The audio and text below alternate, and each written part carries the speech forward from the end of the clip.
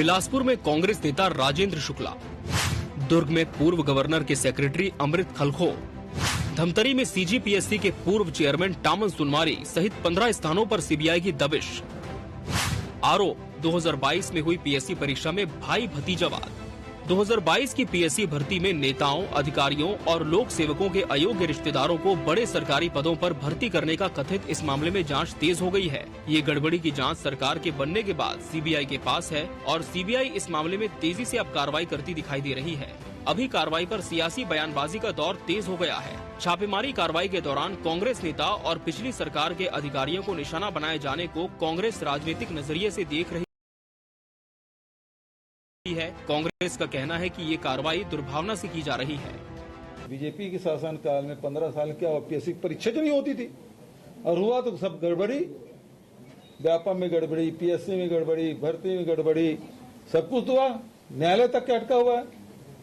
वर्षा डोंगरे वाला मामला क्या था? यूडब्ल्यू में केस हुआ था, राज्यपाल के पास गया था और अभी जो इन लोगों को जांच की घोषणा कर दी, लेकिन 8 महीने में क्या पाया आप? आज पता चला कि आज पहली बार सीबीआई सक्रिय हुई है, पूछताछ करने गई है। तो ये यदि जांच ऐसी चलेगा तो कब तक आएगा रिजल्ट? ये तो केवल छात्रों के जो छल किया है उसको आईवास कर रहे हैं। जांच होनी चाहिए, उसमें कहीं कोई दिक्कत नहीं है। और पिछले समय भी पहले भी जांच हुई। भारतीय जनता पार्टी के राज में आप लोगों ने देखा होगा, पीएससी 15 साल बीजेपी की सरकार रही, 12 साल भर्ती नहीं हुए हैं, सिर्फ 3 साल भर्ती हुआ था। तो उनकी भी जांच कराना चाहिए, 12 साल भर्ती क्यों नहीं हुई? भारतीय जनता पार्टी के राज में 12 साल कोई भर्ती नहीं हुई, सिर्फ 3 साल भर्तियां हुई है, तो उसकी भी जांच कराना चाहिए। निश्चित रूप से ये इसमें कुछ जांच हो जाए तो उसमें दूध का दूध और पानी का पानी हो जाए। से हुए अन्याय को न्याय दिलाने की लड़ाई करार दे रही है।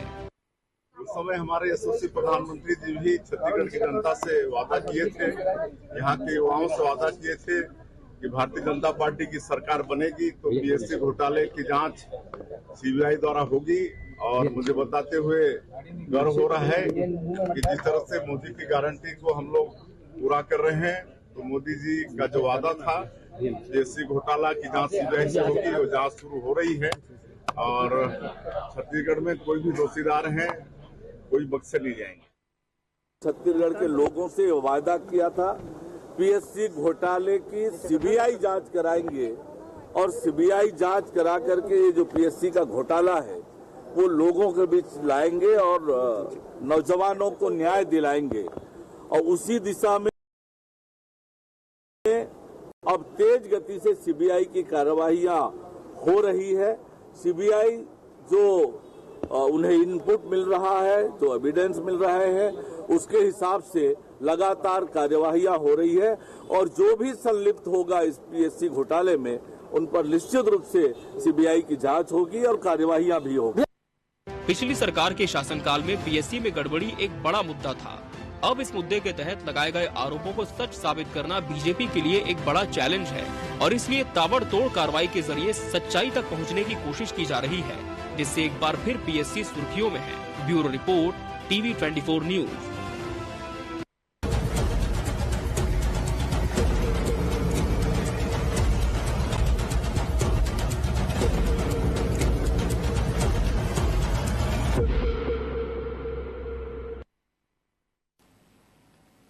नमस्कार, मैं हूं मोहन तिवारी। आज के मुद्दे में आपका स्वागत है और आज का मुद्दा हमारा आधारित है छत्तीसगढ़ में आई सीबीआई। जी हां, सीबीआई आ चुकी है छत्तीसगढ़ में और वजह है पीएससी गड़बड़ी की जांच। जी हां, पीएससी गड़बड़ी जो कि एक बड़ा राजनीतिक मुद्दा बना था, जिसकी चर्चा कई जगह पर थी और उसको एक राजनीतिक एजेंडे के रूप में भी पेश किया गया और अब क्योंकि आरोप लगाए गए थे तो उसकी सत्यता सामने लानी होगी, जांच के जरिए सारे तथ्य साबित करने होंगे और इसीलिए सीबीआई ने शिकंजा कस दिया और यही आज हमारी चर्चा का विषय है कि सीबीआई किस पर शिकंजा कस रही है? क्या इसके कोई राजनीतिक अर्थ हैं, या फिर ये एक तरीके से केवल एक प्रोपेगेंडा ही रह पाएगा? कुछ हाथ आएगा कि नहीं आएगा सीबीआई के? इन्हीं सब बातों पर चर्चा करेंगे और इसीलिए हमने मेहमानों का जो चयन किया है उसमें सारे पक्षों को शामिल करने की कोशिश की है। मिल लेते हैं उन मेहमानों से जो इस चर्चा में हमारे साथ रहेंगे। हम बहुत स्वागत करेंगे, हमारे साथ इस पूरे प्रकरण में राजनीतिक विश्लेषण रखेंगे वरिष्ठ पत्रकार नागेंद्र वर्मा जी, बहुत स्वागत करेंगे आपका।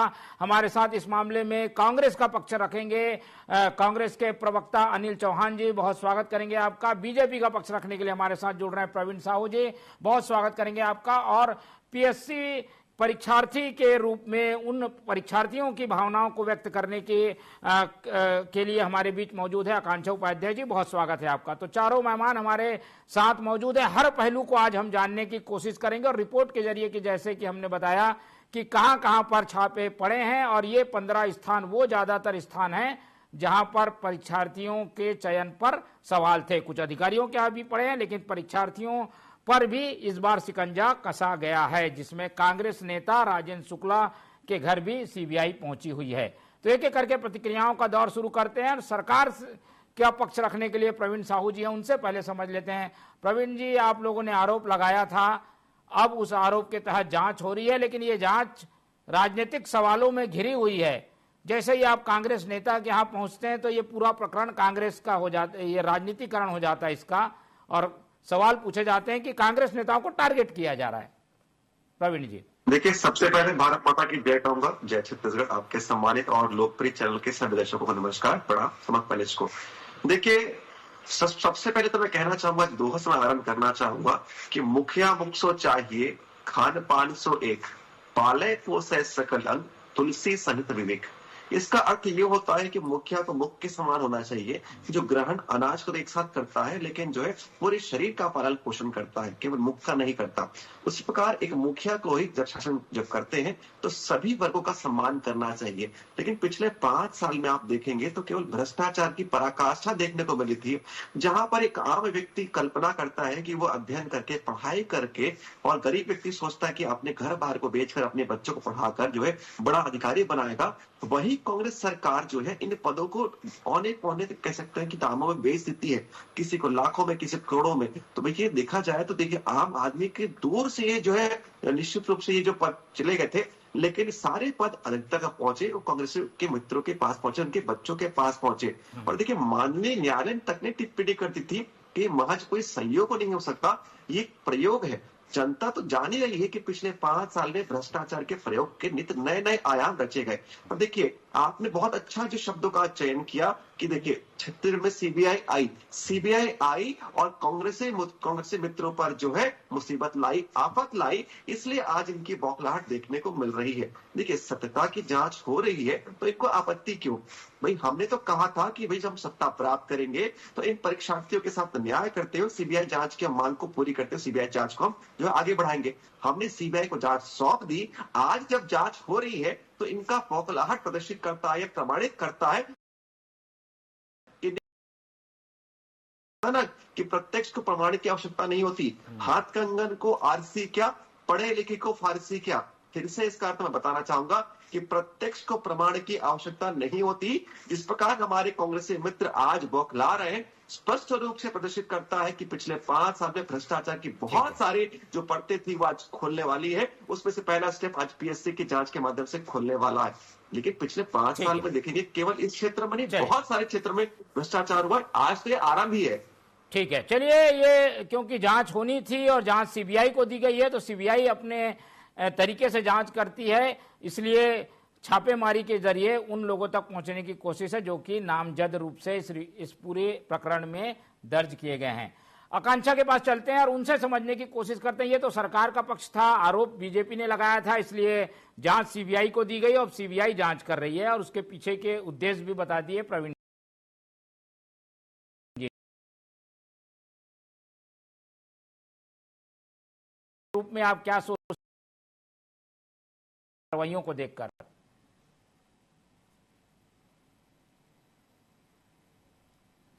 मेरी आवाज मिल पा रही है आकांक्षा?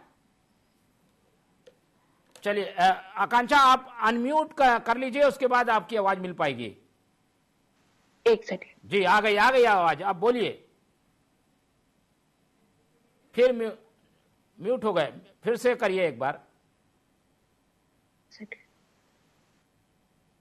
बोलिए।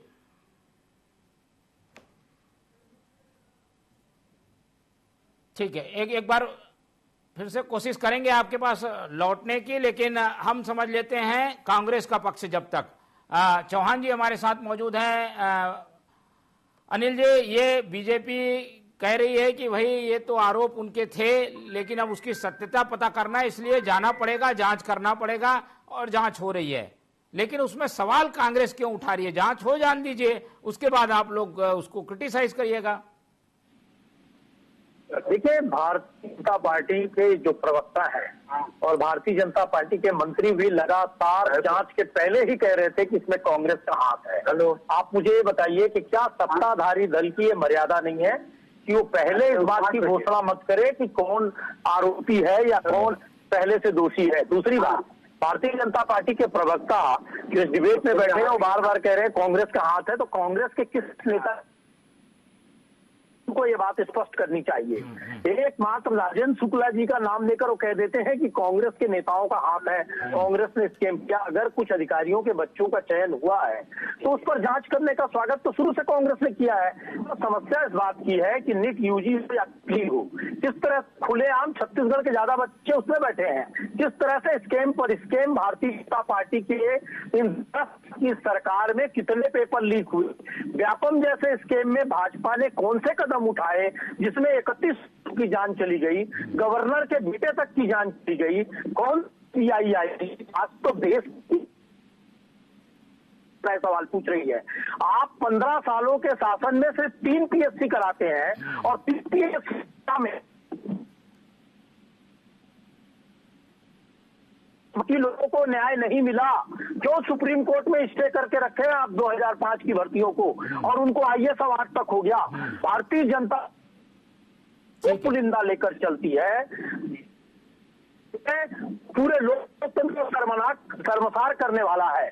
यहाँ प्रवीण जी बता रहे मुखिया का धर्म क्या होता है।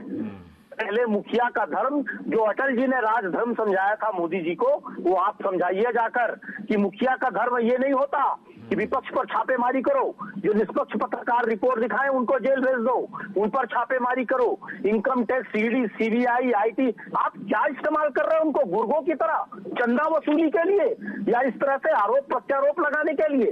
ये बहुत दुखद पहलू है। और पीएससी में देखिए जांच का जहां तक सवाल है, कांग्रेस की किसी मिनिस्टर या कोई विधायक, यहां तक कि किसी विधायक तक के बच्चे का चयन या कोई भी सवाल अभी तक नहीं उठा है, सिवाय एक नेता राजेंद्र शुक्ला जी के। तो क्या राजेंद्र के बच्चे का चयन उसकी योग्यता के आधार पर नहीं हो सकता? ये पहले से ही डिसाइड कर लिए, ये कांग्रेस का नेता मिला तो चलो भाई उसको घेर लो, उसके नाम पर पूरी कांग्रेस को घेर लो, जो ना विधायक है, ना सांसद है, ना मंत्री है। अगर कांग्रेस को स्कैम करना होता तो मोहन जी आप खुद इसको दिमाग लगाइए कि क्या मंत्रियों, विधायकों और मुख्यमंत्री के रिश्तेदारों का नहीं होता? कितना अजीब सा फलसफा फैला कर रखे हैं ये, जिस र्यूमर के दम पर, चाहे धार्मिक उन्माद हो चाहे इस तरह की अफवाहें हो, इसी दम पर तो भारतीय जनता पार्टी अपनी राजनीति की रोटी सेकती है। इसका एक बहुत बड़ा उदाहरण ये पीएससी के तथाकथित स्कैम के रूप में सामने दिख रहा है। माननीय उच्च न्यायालय के टिप्पणी को जिस तरह से ये मीडिया ट्रायल कर रहे हैं, उसमें माननीय उच्च न्यायालय ने सिर्फ इतना कहा था कि क्या ऐसा इत्तेफाक हो सकता है कि एक अधिकारी का बच्चा बेटा भी हो गया, भतीजा भी हो गया। उसने किसी कांग्रेस पर या सत्ताधारी दल पर कोई टिप्पणी नहीं की है।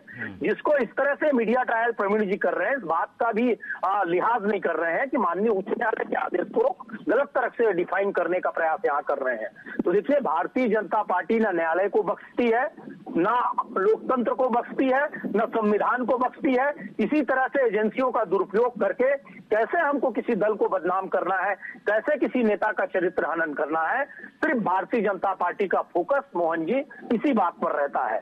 और ये उसका ज्वलंत उदाहरण है। कांग्रेस को किसी भी जांच से कोई गुरेज नहीं है। ठीक है, केवल एक दो नामों के आधार पर पूरे कांग्रेस को कटघरे में नहीं खड़ा किया जा सकता, और कांग्रेस के नेता होना कोई अपराध नहीं है अगर उनके बच्चों का चयन पीएससी में होता है, ये तर्क है। हम आकांक्षा के पास चलते हैं, उसके बाद और बात करेंगे कि इस पूरे प्रकरण में क्या क्या कुछ कह रहा है वर्गों का।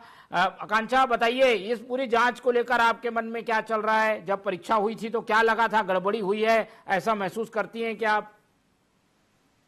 जी सर, क्या था कि जब हम लोग पेपर दे रहे थे, इससे पहले मैंने 2 से 3 का अटेम्प्ट दिया है, तो उसमें मैंने ये पाया कि क्या होता कि पेपर होता भी था तो क्या पहले से ऐसा लगता था, जब कट ऑफ लेवल इस टाइप से सेट किया जाता था कि कोई भी बच्चा उसको निकालने पे असमर्थ हो, और ऐसा लगता था कि पेपर ऑलरेडी पहले से बढ़ चुका है।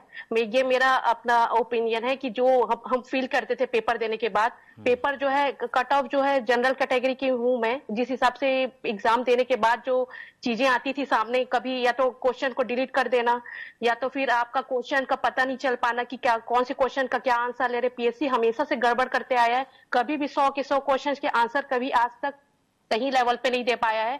हमेशा से इतने विशेषज्ञ होने के बावजूद भी पेपर हमेशा ऐसा बनाया जाता है कि उसके 10 से 15 क्वेश्चन गलत हो जाएंगे या वो डिलीट हो जाएंगे। इससे हम विद्यार्थियों का इतना नुकसान होता है जिसकी कोई भरपाई नहीं है, एक एक साल बर्बाद होते जा रहा है। और दूसरी बात मैं ये भी कहना चाहूंगी, पेपर में मैंने एक चीज और ये देखा कि पीएससी का पेपर हमेशा होना, फिर मेंस में जाने के बाद चीजें मतलब कि हाथों से निकल करके फिर वो कोर्ट कचहरी में जाना, यही होता है। और जैसा कि हमने देखा 2021 पीएससी और 2022 पीएससी में हमने देखा जो टॉप 10 में एक ही साथ एक ही घर के भाई बहनों का सिलेक्शन होना। मैं ये नहीं कहती कि एक घर से 2 लोग टैलेंटेड नहीं हो सकते, पर ये एक इत्तेफाक नहीं हो सकता कि हर घर से भाई बहन, हस्बैंड वाइफ और साथ ही साथ इतने पड़ोसी रिश्तेदार सब एक साथ इतने टॉपर नहीं हो सकते। और ये बिल्कुल ही मैं मतलब इसके खिलाफ हूँ जो चीजें हुई हैं 2 साल से पीएससी के पेपर में। मैंने देखा है कि हर समय आईएएस, सचिव और खास करके बड़े अधिकारियों के बच्चों का ही सिलेक्शन होना, आम जनता मिडिल क्लास फैमिली से तंग आ चुकी है पीएससी के रवैये से। तो आपको भरोसा लग रहा है कि सच्चाई सामने आएगी, जो सही लोग हैं उनका चयन होगा, न्याय मिलेगा, ऐसा लगता है आपको? सर मुझे तो लगता है कि देखिए कि क्या है कि कांग्रेस की जब सरकार थी उस समय तो हम लोगों को ऐसा कोई मतलब कि किसी ने ऐसा आश्वासन नहीं दिया था कि ऐसा कुछ होगा। हमेशा टाल दिया गया यह बोल करके कि ऐसा कुछ नहीं है। हमेशा जब भी हम लोगों ने कुछ भी ऐसा प्रत्यारोपण किया है पीएससी के ऊपर तो उन्होंने नंबर नाम के साथ इस बार लिस्ट निकालना और भी चीजें लाई सामने। पर अब क्या है कि बीजेपी की सरकार आई तब उन्होंने कहा था, ओपी चौधरी सर जी ने कहा था कि मैं इसकी सीबीआई की जांच करवाऊंगा। और आज जैसे कि आपने देखा है कि बहुत लोगों के यहाँ आज सीबीआई के छापे भी पड़े और साथ ही साथ में इन चीजों को लेकर के कि स्टूडेंट के साथ क्या हुआ है उसके ऊपर भी कार्रवाई हो रही है। पर मुझे यह नहीं लगता कि कोई इसमें दोषी तो है, पर यह प्रकरण ऑलरेडी छुपा हुआ है, क्योंकि उस समय जिस समय यह ताजा था उसी समय अगर इस चीजों को गंभीरता पूर्वक लेकर उसी समय जांच की जाती तो जो दोषी थे वो सामने आते। पर ये मुझे लगता कि हम स्टूडेंट को सिर्फ खुश करने के लिए एक हिसाब से बोला चाहे तो ये एक हमको एक खिलौना की तरह दिखाया जा रहा है कि सीबीआई जांच हो रही है। और ये प्रकरण मुझे नहीं लगता कि आगे जाकर इससे हमको कुछ फायदा मिलेगा। अब वो सरकार के ऊपर है कि अगर वो जस्टिस करती है हमारे साथ तो बहुत अच्छी बात है, बाकी मुझे तो उम्मीद कम है। ठीक है, चलिए, ये उम्मीद कम है ऐसा जो है परीक्षार्थी कह रहे हैं, लेकिन उनको लगता है कुछ ना कुछ गड़बड़ी हुई है और जांच होनी चाहिए। नागेंद्र वर्मा जी के पास चलते हैं। नागेंद्र जी, बच्चों के भविष्य से जुड़ा हुआ ये बड़ा सवाल है। कांग्रेस भाजपा के अपने तर्क हो सकते हैं, पर क्या लग रहा है कि ये एजेंसी जो है वो निष्पक्षता से जांच करेगी? अगर सच होगा तो सच सामने लाएगी, गलत होगा तो गलत पेश करेगी। क्या लगता है ऐसा होगा? देखिए मोहन जी, सीबीआई जो है एक बहुत ही जिम्मेदार एजेंसी है। इसकी कार्यप्रणाली पे किसी भी किस्म का संदेह नहीं करना चाहिए। और ये मान लेना फौरी तौर पे कि विलंब हो रहा है तो सीबीआई को सारे क्लूज नहीं मिल पाएंगे या एविडेंस एकत्र नहीं कर पाएगी, ये मुझे लगता है कि एक तरीके से गलत सोच है। वो एक प्रक्रिया है और वो पूरे तथ्यों को इकट्ठा करते हैं, वो कोई हड़बड़ी में कोई काम नहीं करते तमाम चीजों को लेके। नहीं, लेकिन सीबीआई है वो एक तरीके से राजनीतिक घेरे में है। पिछली सरकार यानी यूपीए सरकार के समय से बीजेपी आरोप लगाती रही कि सीबीआई सही जांच नहीं करती। अब क्या सही जांच कर पाई? कि मामला बहुत ही गंभीर है, संवेदनशील है। ये एक सनसनीखेज खबर नहीं है और ना ही इन सारी प्रक्रियाओं का मुझे लगता है राजनीतिकरण करना चाहिए जो इस पे तमाम बातें होती है। ये मामला इतना गंभीर है, बच्चों का भविष्य जुड़ा हुआ है। प्रदेश के लाखों युवा जो हैं, जिनके सपने होते हैं, वो भविष्य की अपनी योजनाएं बनाते हैं, एक अच्छी नौकरी में जाने का संकल्प लेते हैं, उसके पीछे उनका डिवोशन होता है, खूब पढ़ाई करते हैं, उनके साथ उनका पूरा परिवार हर तरीके से तन मन धन से उनके साथ जुड़ा हुआ होता है। और उनको जब अवसर मिलता है और जो एग्जाम्स हो रहे हैं उसकी पारदर्शिता पे संदेह होता है, उसमें भ्रष्टाचार की बात आती है, उसमें नियुक्तियां गलत तरीके से होती है, उसमें एग्जाम गलत तरीके से कराए जाते हैं, तो कहीं ना कहीं हम सिर्फ इसको इतने हल्के से ना ले लें। जो बच्चा एक बार इसमें चूक जाता है, जो परीक्षार्थी चूक जाता है, उसका जीवन हमेशा के लिए वो अवसर दोबारा आता नहीं, तो उसका मनोबल गिरता है और वो एक अवसर खो देता है। तो मुझे लगता है कि वो पूरी एक सिस्टम से डिरेल हो जाता है अपने। तो इसको लेके अगर इसमें पॉलिटिक्स हो रही है तो कहीं ना कहीं ये एक गलत है।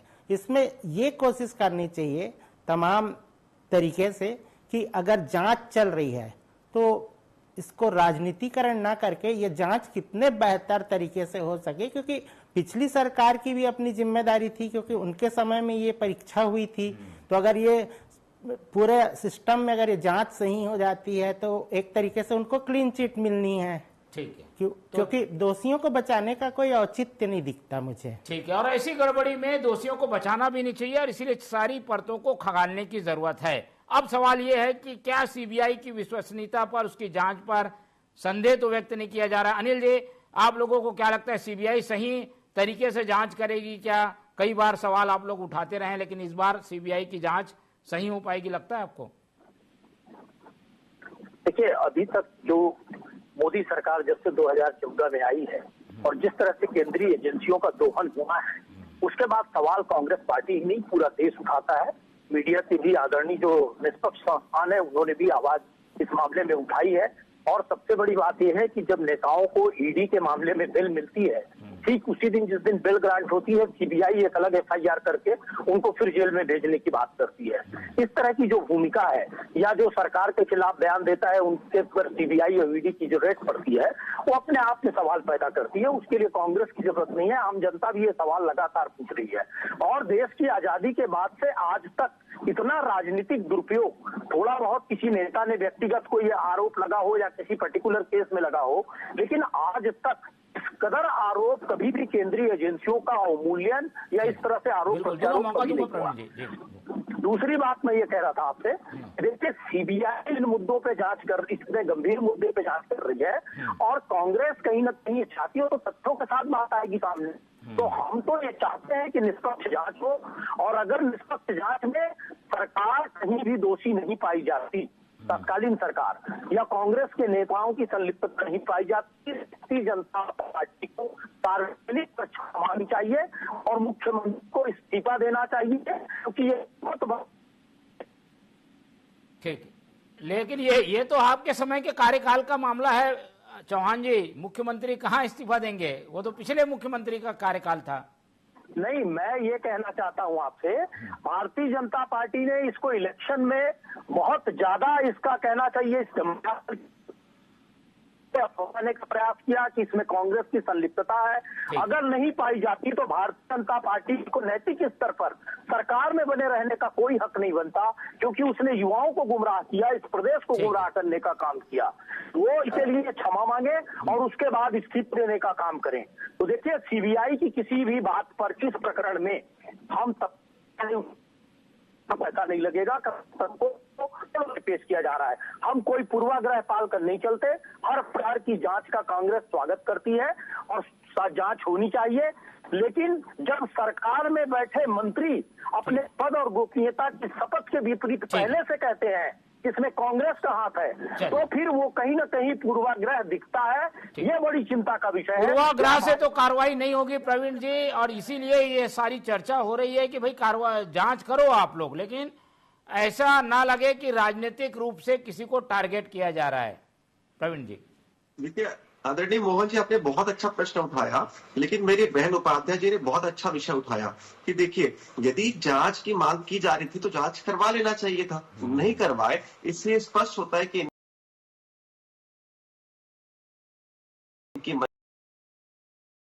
मशीनरी का दुरुपयोग करके इस देश में लोकतंत्र की हत्या करके इमरजेंसी किसने लगाया? कांग्रेस पार्टी ने लगाया। और आज आप इसी बातें कर रहे हैं। और देखिए, ये कह रहे थे कि मीडिया पर जो है अंकुश लगा दिया गया। मोहन जी आप बहुत सम्मानित पत्रकार है, मैं पूछना चाहता हूँ कि मोदी जी के कार्यकाल में आने के बाद बात कर रहे हैं जी, एक दिन आप जेल में नहीं गए थे। देखिए, मीडिया को पत्रकारिता आजादी है, वो अपना काम कर रही है, लेकिन यही मीडिया को जब बार बार लांछन लगाने का काम कोई करती है तो कांग्रेस पार्टी कर रही है। वही भारतीय जनता पार्टी इनसे पूछना चाहती है कि जब आप सत्ता में आए 2018 में, तो आपने इस प्रदेश में सीबीआई पर बैन क्यों लगाया था? आपकी मंशा सीबीआई पर बैन लगाकर भ्रष्टाचार करने की थी, वो स्पष्ट हो रहा है। पूरे देश ने देखा कि किस प्रकार युवाओं को नग्न होकर प्रदर्शन करना पड़ा था। भारत के इतिहास में पहली बार ऐसा हुआ था कि देश के युवाओं को नग्न होना पड़ा किसी राज्य में, तो वो छत्तीसगढ़। नहीं, आप ये भरोसा दिलाएंगे क्या किसी को टारगेट नहीं किया जाएगा, राजनीतिक दुश्मनी नहीं निकाली जाएगी? देखिए, आदरणीय नागेंद्र वर्मा जी ने बहुत अच्छा विषय कर रखा कि सीबीआई निष्पक्ष संस्था है, निष्पक्षता पूर्वक वो काम करती है। और देखिए, सारे के सारे तथ्यों का अध्ययन करने के बाद सत्यता जो प्रकट हो जाएगा। लेकिन कहते हैं ना कि चोर की दाढ़ी में तिनका। हमारे कांग्रेसी मित्र पहले से पूर्वाग्रह ग्रसित इसलिए है क्योंकि उनके मालूम है कि उनके हाथ जो है खून से रंगे हुए हैं। आपका खून कैसे किया है? आपने युवाओं के सपनों का खून किया है, आपने पदों को जो है लाखों करोड़ों में बेच दिया है। इसलिए आपको मालूम है कि जब जांच होगी, जब जांच के परिणाम आएगा तो आपके लोग इसमें संलिप्त पाए जाएंगे। इसलिए आप पहले से मान रहे हैं कि आपके परिणाम आपके बीत आएंगे। जनता सब कुछ देख रही है, हमारी बहन तक जानती है भाई उस समय जब ठीक है,